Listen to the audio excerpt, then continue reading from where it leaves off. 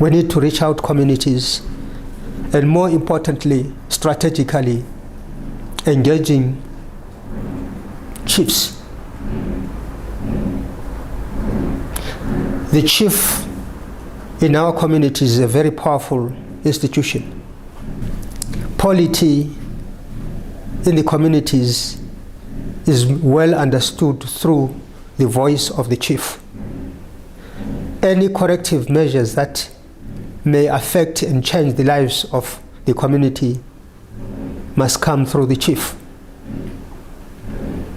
The chief has a structure, is structured. The subordinates of the chiefs, which is the kraal head, the village head, and generally the communities and clubs that exist within the communities, all can be brought on board and be exposed to the SST issues as we understand it now, in a more simplified form, unpacking security sector reforms so that the ordinary person is becoming part of the process. A traditional leader is in charge of the well-being of their people. Whether you talk of agricultural sector, whether you talk of mining, whether you talk of health, water, policing, it is their responsibility. They police people, they police the environment. We make sure that people don't just cut down trees. And we have our own local police. We don't use that term in our own language, but we have our messengers who make sure that that is done. So there's a huge component, a role for SST. I mean, like we are engaging right now. Gradually, we are building in the important principles and emphasizing accountability. Okay, we have worked with the traditional leaders. They have a huge role to play during election time because the 75% of the population here in Zimbabwe is in the rural areas.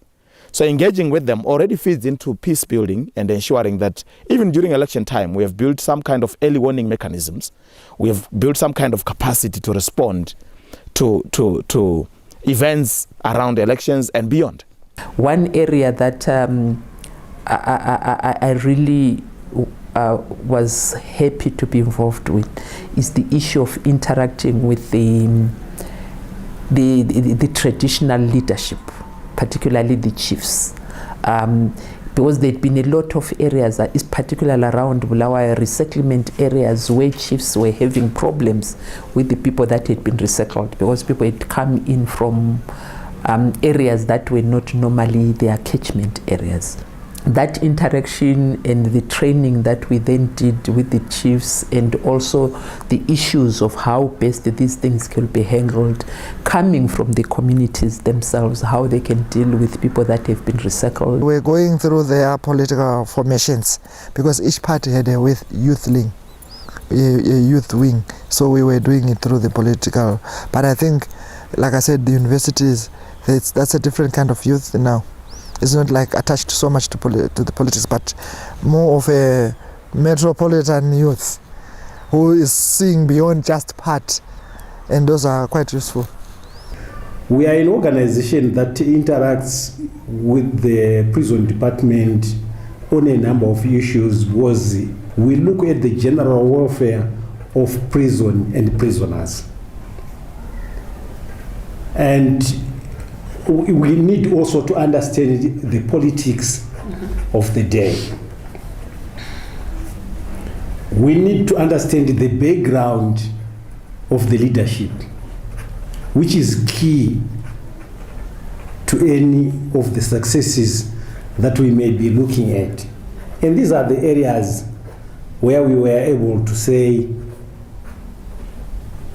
or to remove fear from ourselves, say these were freedom fighters, and how do we interact with them? For a period, it has been difficult because we sometimes would not understand ourselves very well as to how do we engage. We benefited from that position that they are not a government institution, and we are interacting with them, and we are feeding from an organization that is also civic.